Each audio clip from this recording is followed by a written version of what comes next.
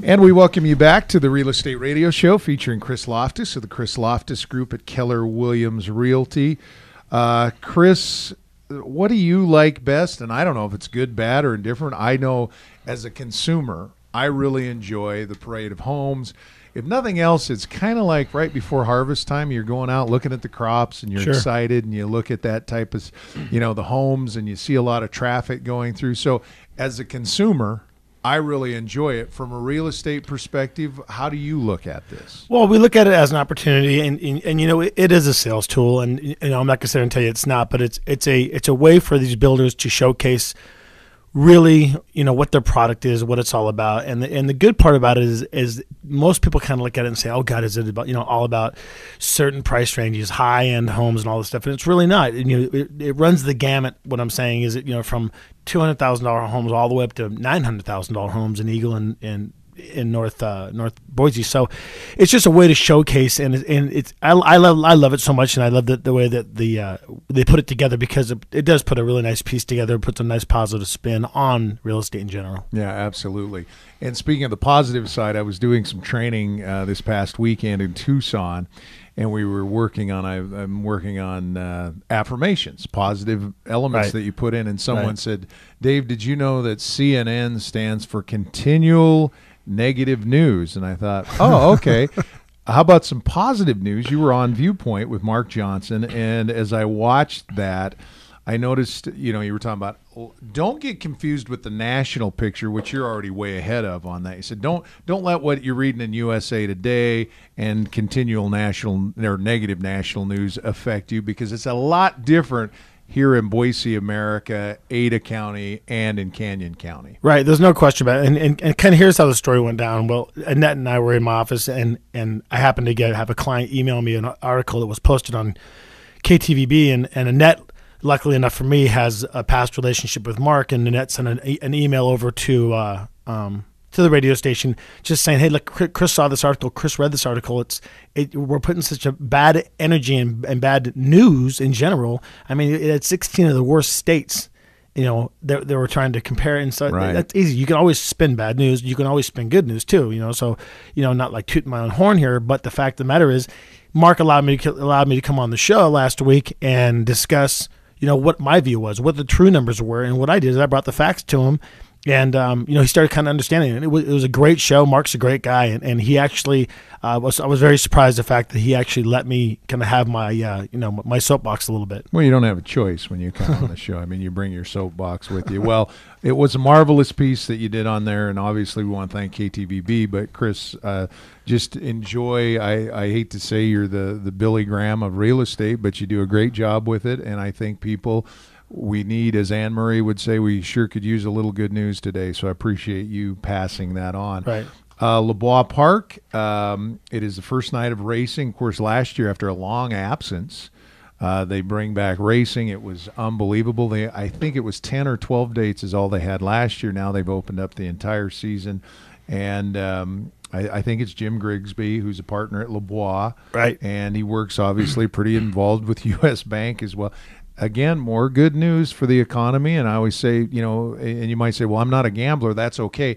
That money goes into education. Yeah, it's more than gambling. It's more of something for just in the city of Boise in general. Just another great thing that we have that's adding value to around here. What's going on? Some excitement, amongst all the bad news that we've had over the past 3 or 4 years. And Jim was actually on the show, was on Viewpoint before me.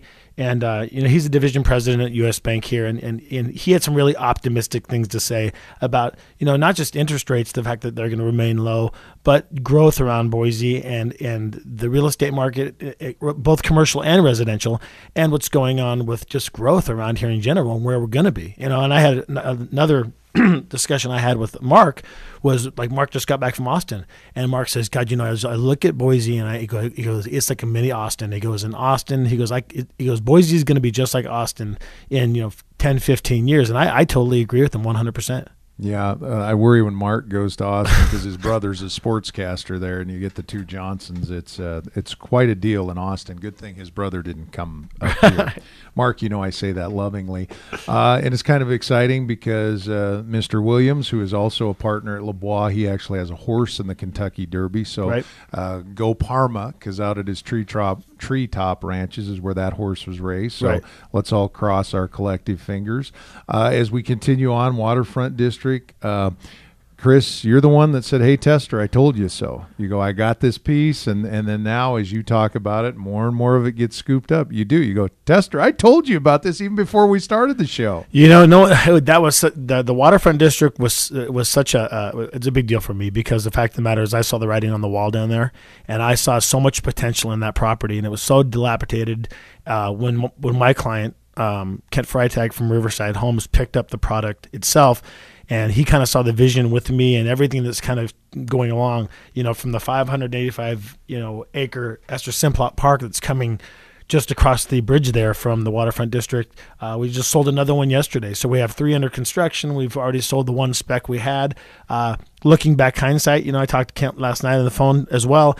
And looking back in hindsight, we should have built all 9, 10 out, and Right. that's kind of where it's going. But, there's some issues. We still have some issues we're dealing with down there with, we really want to get the pool done and the clubhouse that's going to be there on the river. But there's just so much activity in the Whitewater Park. And there was some really cool stuff that we've downloaded. You should really go online and look up the guys that are surfing now on the water park. Those guys actually surfing on the river now, so it's pretty neat. You can YouTube. It's a pretty neat thing. Remember when we said surfing and we thought ocean or the river, and now we're like, well, they got their internet out there? I mean, Yeah. So be it. So that is awesome. And like you said, it's an outdoor specialist. I mean, the green belt, the whitewater rafting, if you will, Sure, however you want, sure. surfing.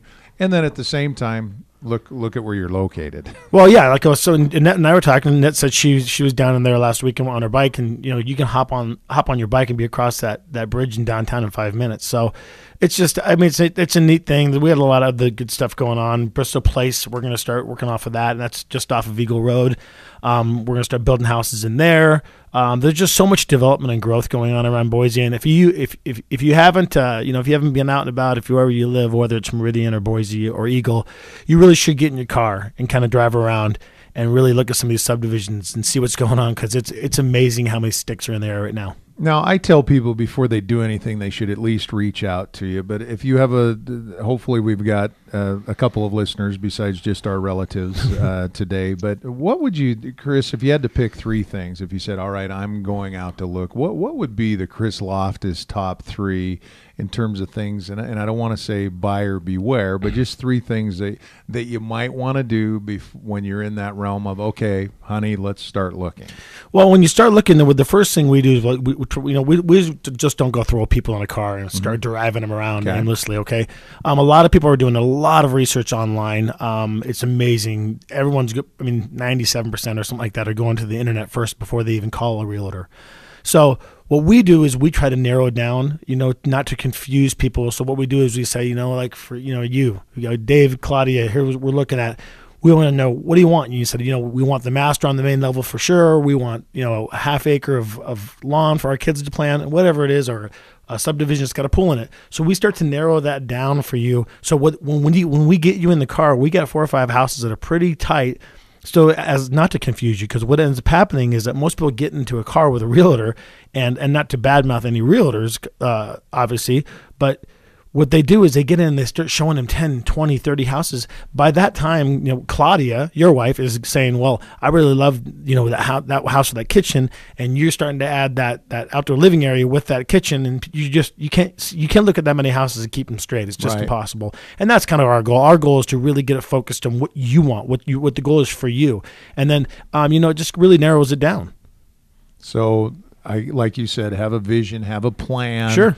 And you'll do a lot of these pieces for people as far as calling, seeing what your home's worth, some what we call comps or your comparisons CMAs, in the neighborhood.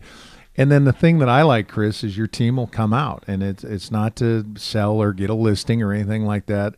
That's your value proposition is, let me come out and look at it. Maybe it's a mistake for you to sell your place. Right, and sometimes it is. Like we talked about, just like we discussed, it's situation to situation. So your situation with your family is different than my family situation. And the one thing we try to do is we really try to get to the bottom of what is your goal. So is your goal to say, you know what, and David, I've said this before, I've gone to houses just this past week. Jerry's gone to houses this past week. And we said, you know what, stay put.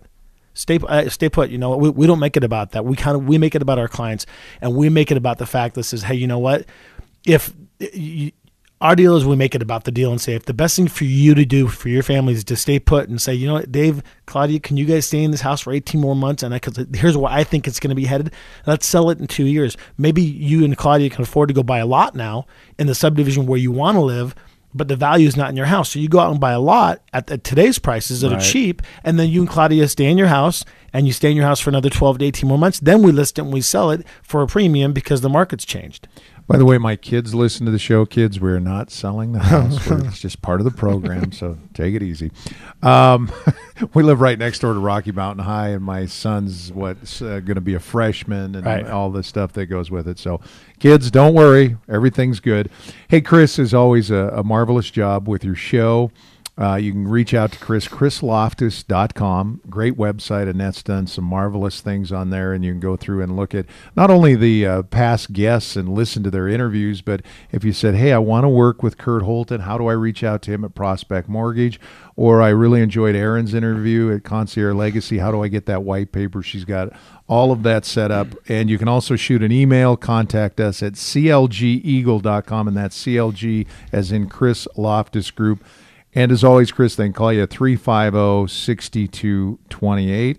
Great job with Erin, having Erin Seewalter on today. Yeah, it was fun. I loved having Erin on, and I wanted to let everyone know next week we're going to have it's going to be kind of a neat show. We're having Kurt Holton, who we always talk about, Prospect Mortgage, along with Burton Freeze remodeling on here, and we're going to talk about some really neat stuff we've done and some neat product that's out there that really can help people that if they want to stay in their house. You know, Burton's got some things and some tips for you too, but there's some things that the two of them can do together if you're buying a house that's going to give you the option. We talk about that, the renovation loan, of the fact that you buy the house and you want to get new granite.